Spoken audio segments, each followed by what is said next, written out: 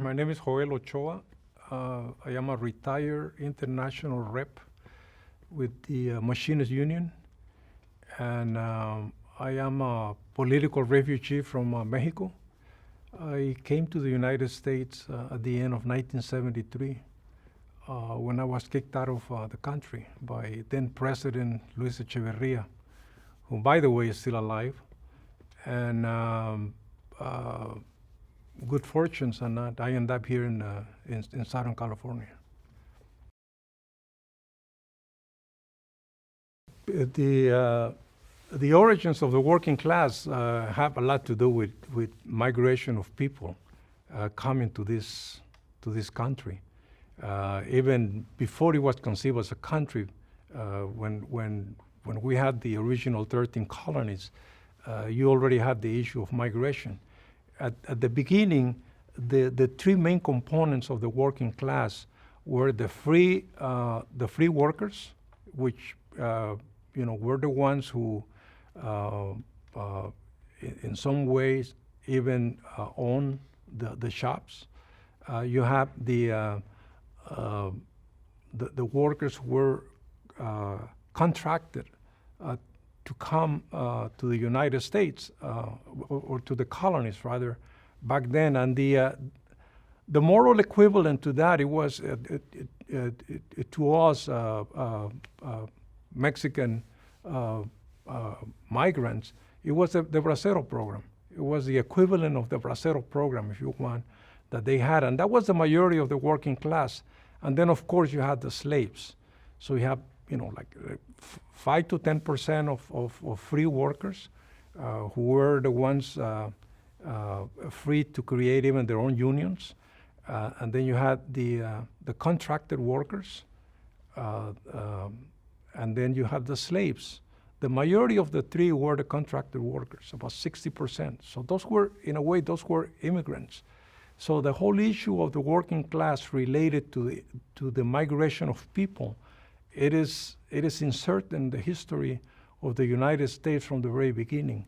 So they were a little different in terms of color, in terms of culture, in terms of language, in terms of religion. That's something else. But the fact remains that the same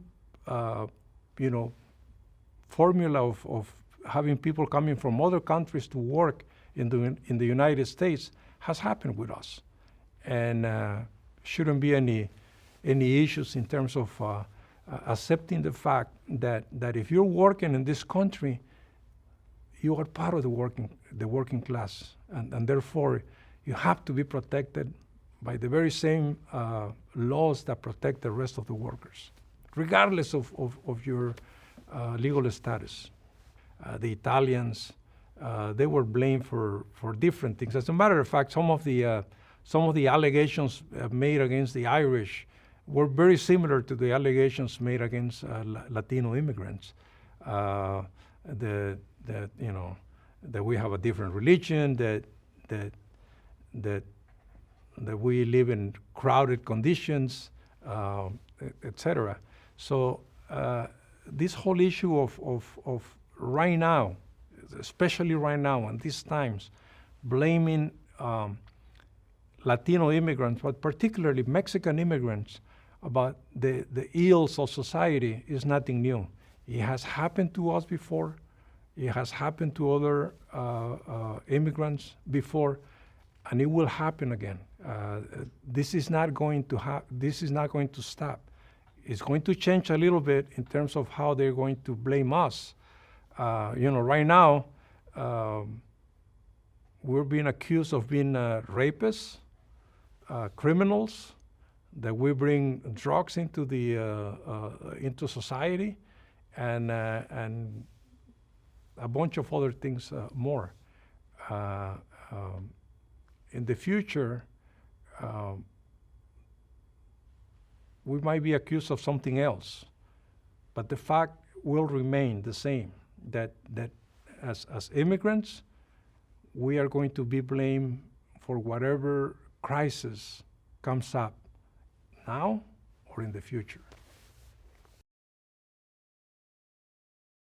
CASA was the first organization that took the issue of organizing the undocumented workers to a different level. And there was a man by the name of Bert Corona, a trade unionist, and community activist, that he he was also the recipient of the experience of other generations, the generation before his generation, and but it was with Bert Corona that the whole issue of fighting in defense of the undocumented really took shape. And Bert Corona and other trade unionists like Humberto Camacho founded CASA in 1968. And down the line, CASA became the place where most of the activists gather to learn from the, we used to call him the old man, to learn from the old man and also to participate in whatever he was doing.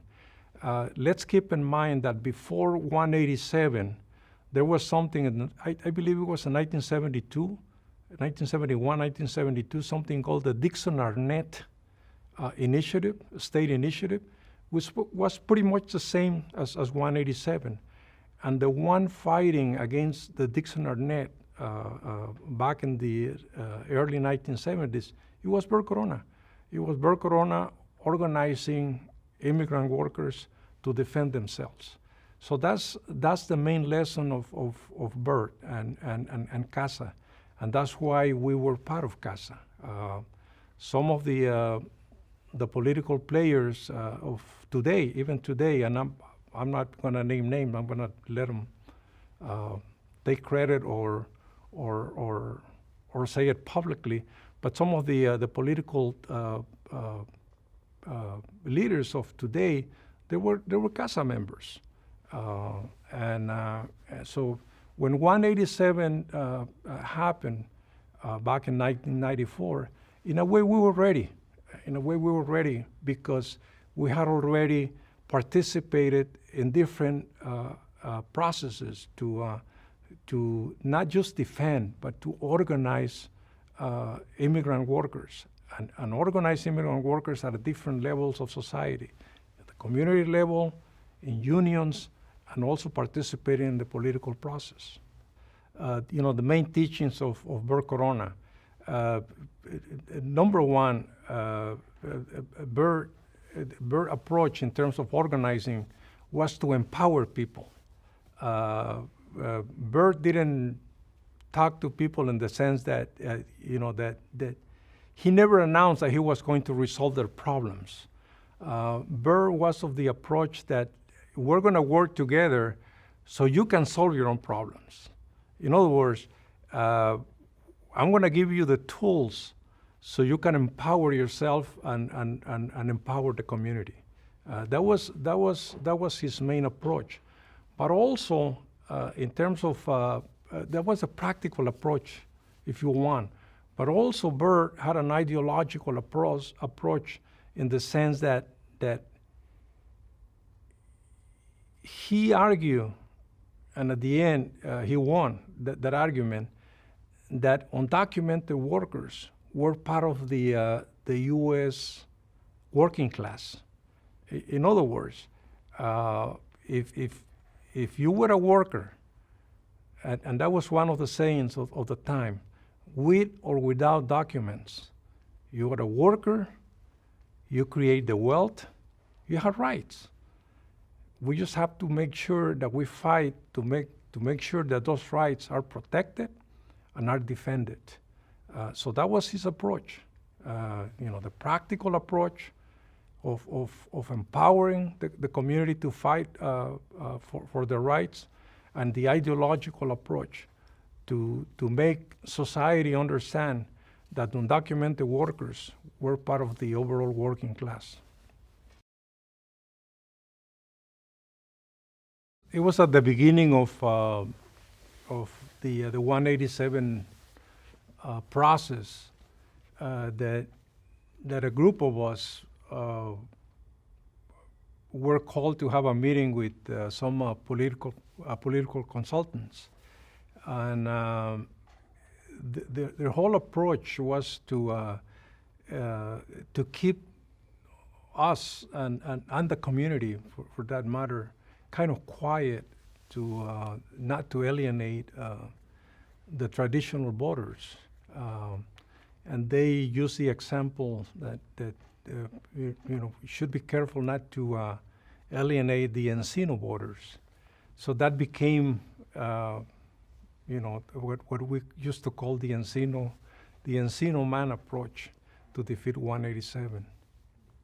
We were not happy with that, you know, their whole assessment. We saw it as a quick fix, as a very simplistic approach to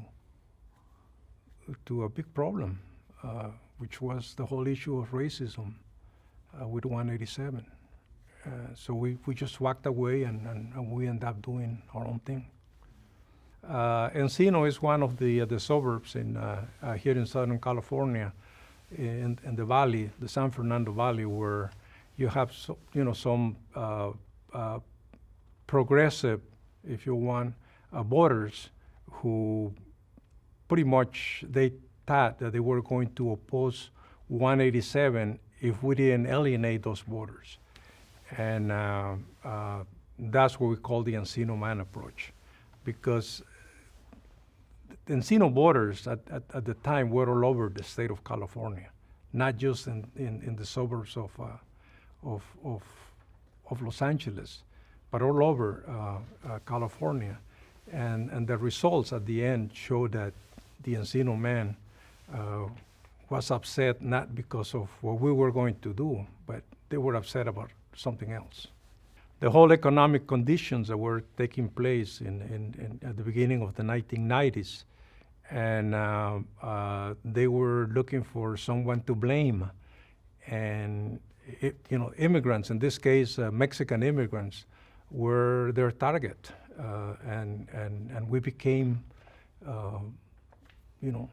the perfect enemy, if you want. And they blamed it on us. They blamed that we were taking away the good jobs, that we were taking away services, schools, hospitals, etc.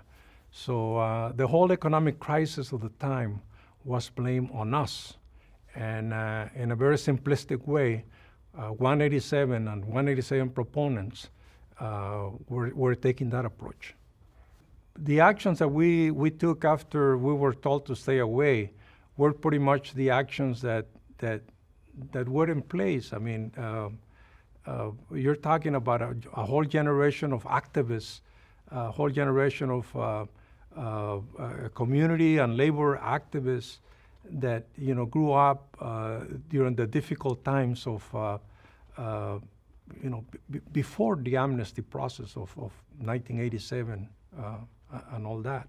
So there was no way that a group of consultants were going to stop the likes of Maria Elena Durazo, Gilbert Cedillo, and others, because there was a whole process that took place before 187. So 187 didn't happen in a vacuum. 187 happened when some of these activists that were already on their way to becoming professional lawyers, union leaders, etc. They were already established in the community. So when 187 hit, some of them, and many of us, were ready to respond. So there was no way that a labor consultant was going to stop that process. The march, the 187 march, it was a point of contention. Not everybody was in agreement to have the march.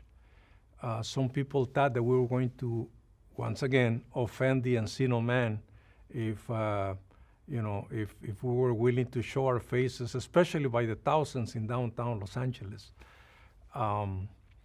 So it was a very contentious time. People have their opinions. People, based on their opinions, they did what they did. And but the whole issue of the march became a way of people expressing themselves.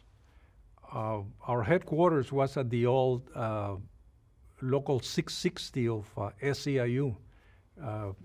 At the time, Gilbert Cedillo was the director of that local. And he pretty much opened the doors for labor and community activists to form something that we called at the time the Los Angeles County Organizing Committee to Defeat 187. So this committee, again, that was formed by union and community activists, along with other coalitions, got together and we decided to have a march against 187. At the same time, some of us working with the unions, we were doing, we were participating in the political process. We were encouraging people to go out and vote against 187. So we were doing the GOTV, the so-called GO TV, and so it was very intense. We were recruiting people, and we were organizing people. We were organizing phone banking in different unions, and even some organizations like Hermandad and One Stop Immigration. And we were encouraging people to participate in the political process, not just to vote, but participate. Remember, the essence of democracy is not just go on election day and vote. The essence of democracy is to participate. If you don't participate, your vote doesn't mean anything, because we have elected people in the past that had affected our communities, Democrats or Republicans, because we only go and we vote. We're not, we don't stay vigilant, we don't stay active, and therefore they can do whatever they want.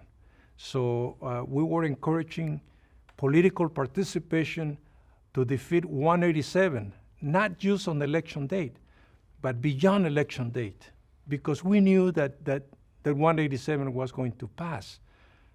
Like right now, it is possible that the president that we have is going to be reelected.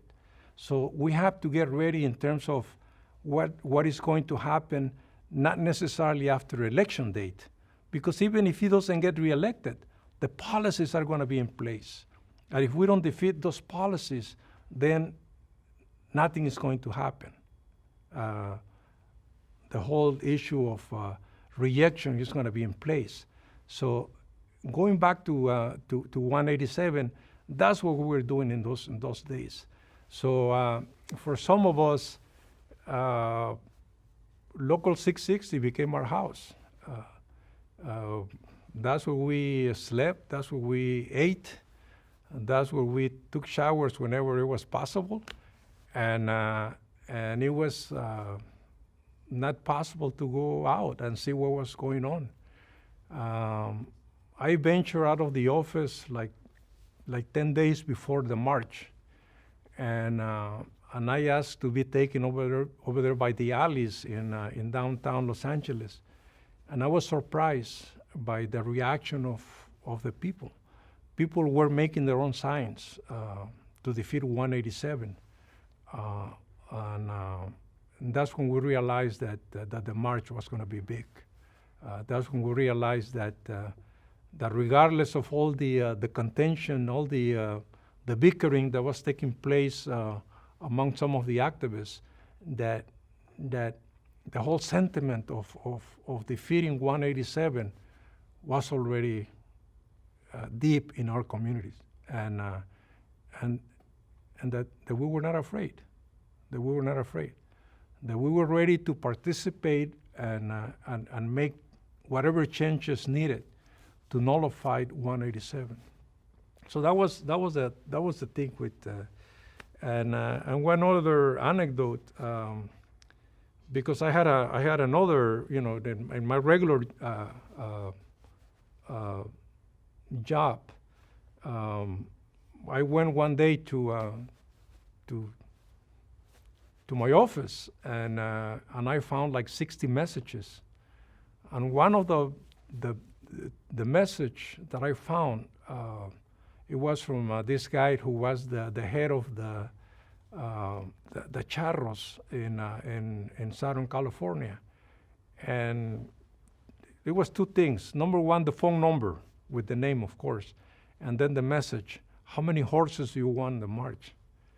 So how can you not call someone with that kind of message? So I called the guy. And he asked me, how many horses do you want?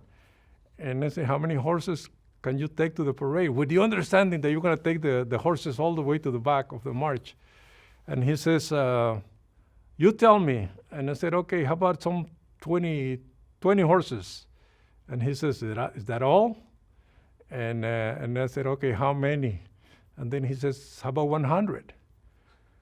So anyway, on the day of the march, there were like 100 charros with their horses, and the whole thing was beautiful.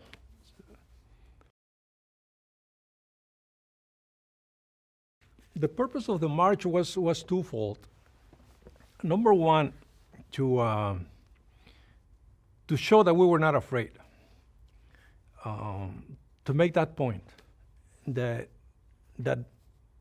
at least at that point we have the political maturity to understand that it was going to take the whole community to participate and to defeat 187. That was one thing. But the other thing, remember, the ones doing all of this thing, we're a bunch of organizers. So the purpose of the march was to see how we were going to recruit volunteers on the day of the march to make them actively participate in defeating 187. So on the day of the march, we organized a group of activists to recruit volunteers, and we recruited, I'm not sure if it was 7,000 or 8,000 volunteers on that day to defeat 187. So those were the two main purposes, again, to show that we were not afraid, but also to continue organizing, because we knew that the fight was gonna go beyond election date. You can participate. You're not gonna be able to vote if you're not a U.S. citizen, but you can participate. You can encourage others to vote. If I'm not a U.S. citizen, if I'm not entitled to vote, nothing can stop me from inviting you, Mr. U.S. citizen, to vote and give you my opinion how you should vote. That's part of my rights. So we were recruiting people to participate regardless of their legal status. That's the whole essence of empowering people. And people, number one, came out in force to the march. Number two, they all participated in big numbers, with or without documents. They didn't vote. People didn't vote. People who were not allowed to vote didn't vote, but they participated. And that's the same thing, it's going on right now. I pretty much missed the march. I didn't march because I was in charge of the stage, and right over there by the old Los Angeles Times. I was there from 4 in the morning until about 6 p.m. when everything was done.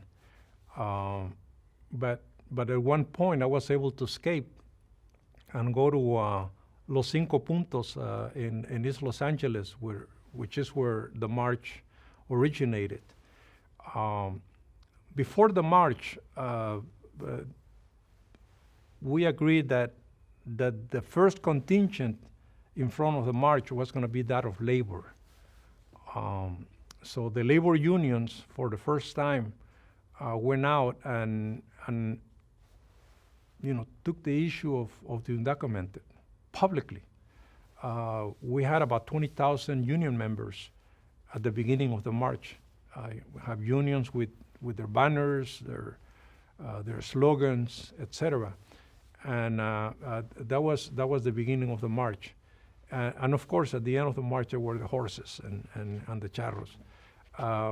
That's the only thing that I was able to see about the march. What I remember, though, when we were at the stage, putting together sound system, decorations, etc. I remember, first of all, and back then we didn't have cell phones. We had beepers, getting messages on the beepers in terms of how many people were marching. And the first report that I got around 11 a.m., I believe it was, is that there were like 25 to 30,000. And then like 15 minutes later, it was changed to about 40,000 and 50,000, and it went on and on and on. So by the time the march arrived at the corner of Spring and First, you could see a whole river of people approaching, what it is, Cutty Corner, City Hall and the LA Times. And it got so crowded that some people couldn't make it all the way to the end of the march. I was told that some people make estimates between 70,000 to 100,000. It's hard to know, especially when you don't have the capacity, the physical capacity to accommodate everyone marching. But something that I will always stay in my mind is that at the end of the march, there was no incidents of violence, for instance. There was no arrest. And at the end of the march, people were cleaning the streets. People were picking up trash and making sure that the streets were going to be clean. And so that goes to show you that the thousands of people who participated on that day, they were families. They were families. There were families where you had, again, U.S. citizens, legal residents, undocumented. There were families, entire families. That's why it was such a big success. And even now, people talk about the march. And by the way, 25 years later, it's safe to say now that the march was a big success. And even people who were not necessarily in tune with the march back then are saying the same thing. That was at 4 a.m. I was there with my friend Rudy Montalvo. We were waiting for the technicians, the one who were going to set up the stage, the sound system, etc. And we had everything in order. We had all the permits, everything clear. And as we were closing on our own, we were closing the streets. At 4 in the morning, there's little traffic in downtown. At least 25 years ago, there was little traffic in downtown Los Angeles. So when we were doing that, the police came by, and they wanted to know what we were doing, and we told them, we have a march today, and we're setting up the stage. And they didn't like the response, I guess, and they grabbed me and they put me inside one of the patrol cars. Good thing is that my good friend Rudy Montalvo, member of the United Auto Workers, and he called his friend, then City Councilman Mike Hernandez, and through Mike Hernandez, he talked to the cops on the phone, and they let me go.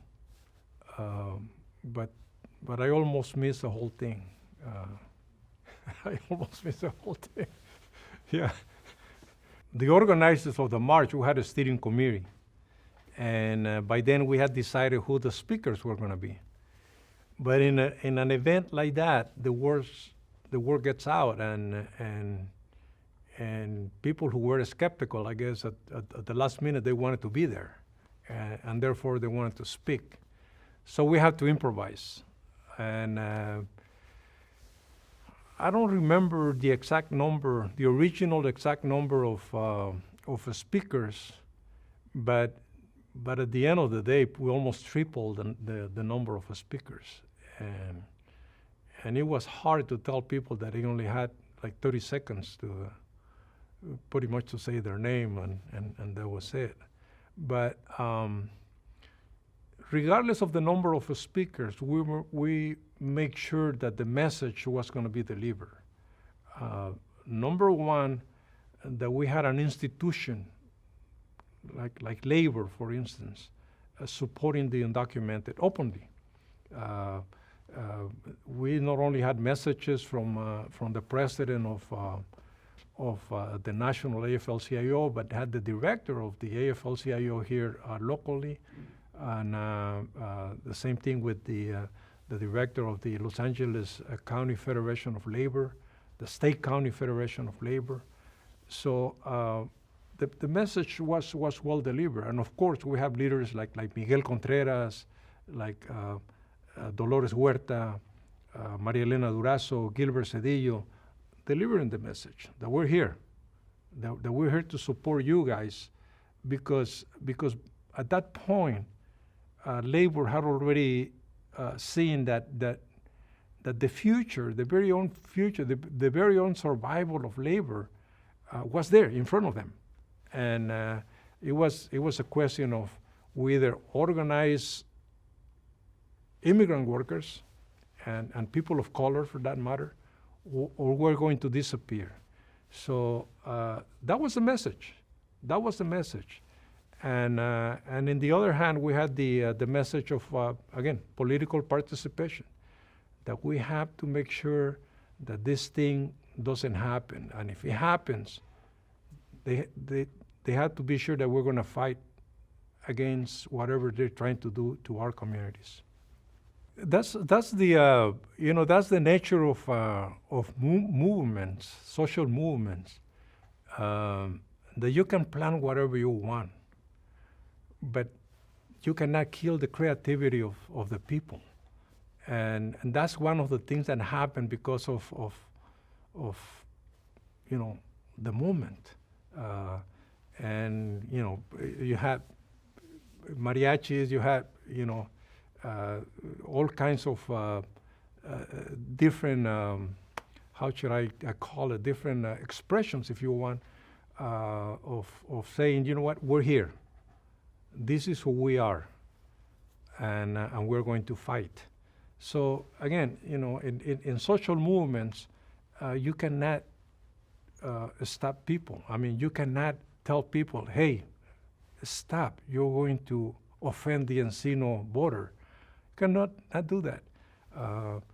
You just have to open up, the channels, so they can express all of that beautiful, positive vibes, if you want, and that's what happened with the mariachis and the Azteca dancers and the señoras giving up food.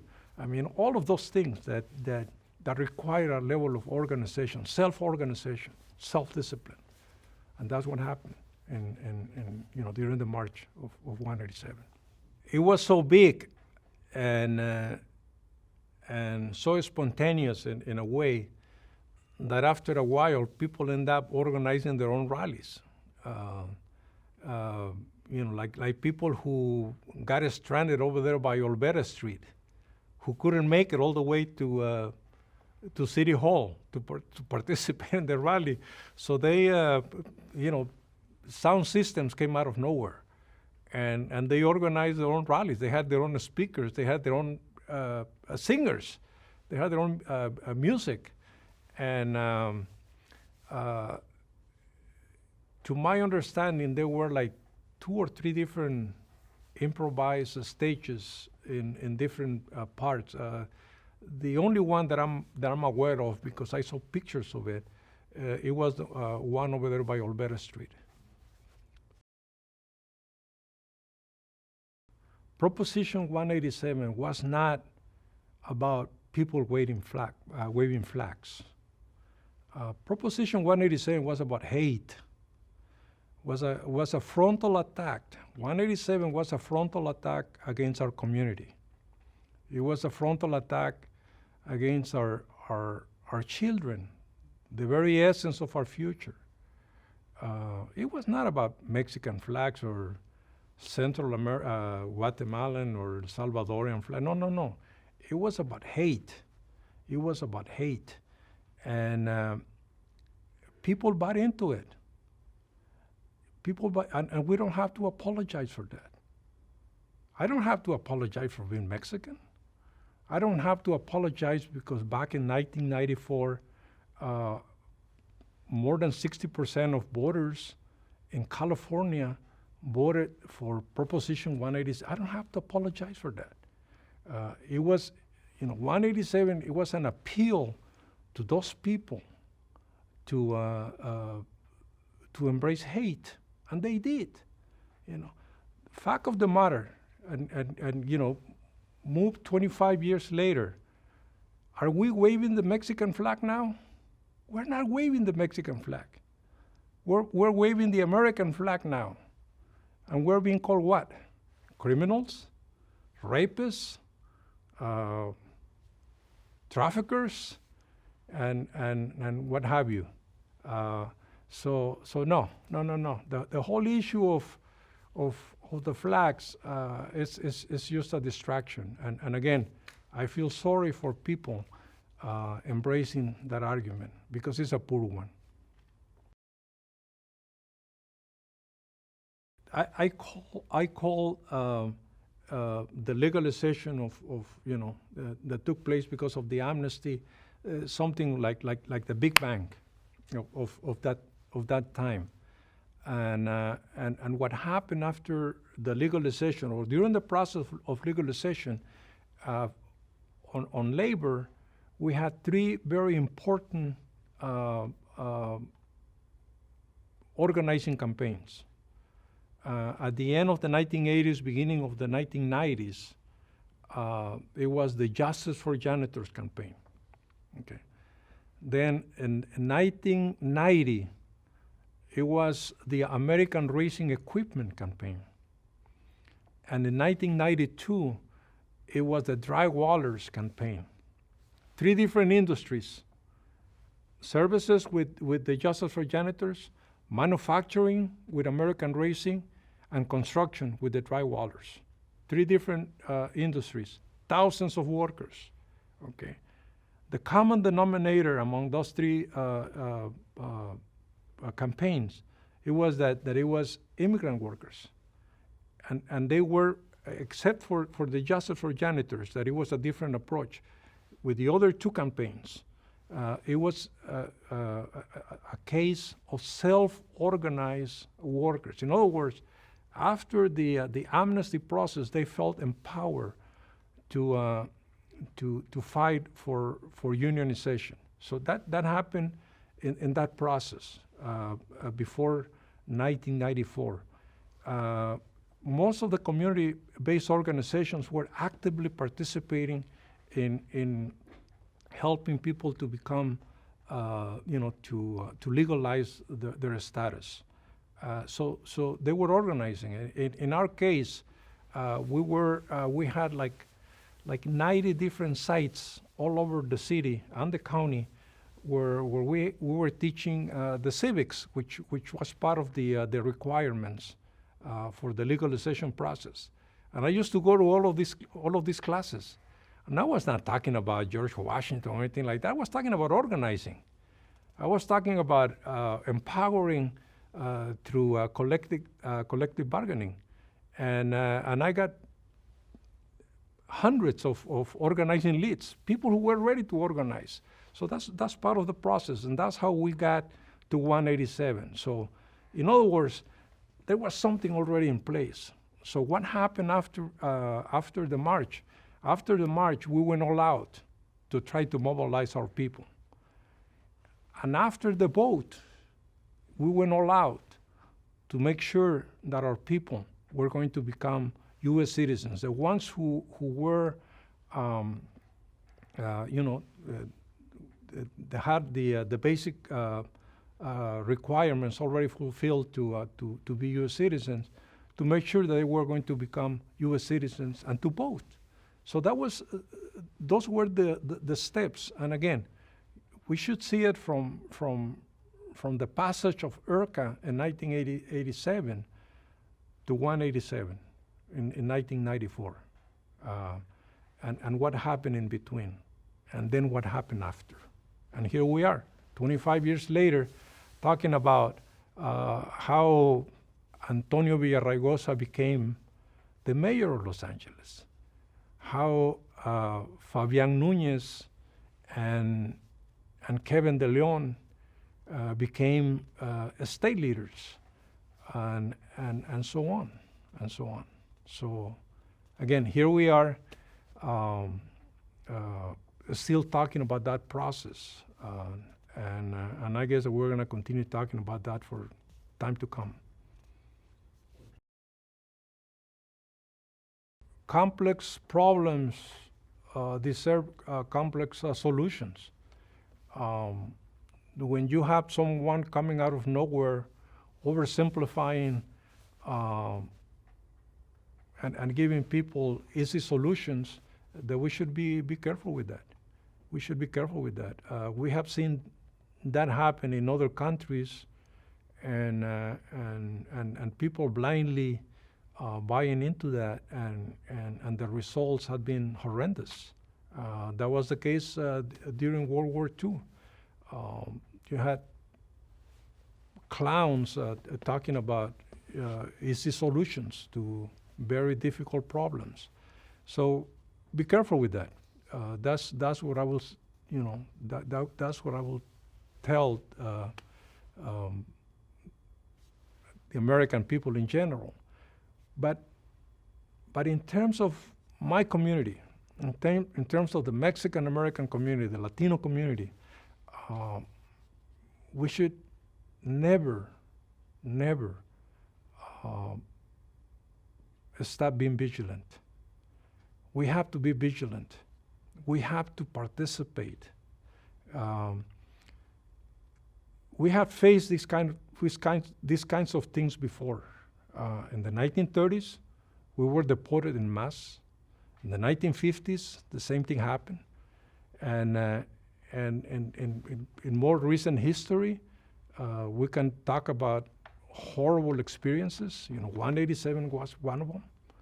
And what we're going through right now, when we have kids being separated from their parents at the border, when our people are being hunted in their communities. So we have to be careful and make sure that we don't, that we don't stop. We have to participate. If we can become U.S. citizens, become U.S. citizens. If you can register to vote, register to vote. If you can join a union, join a union. If you can join a community-based organization, do it. But you have to participate. You have to participate, especially the young people, especially young people. We have to participate and stay vigilant.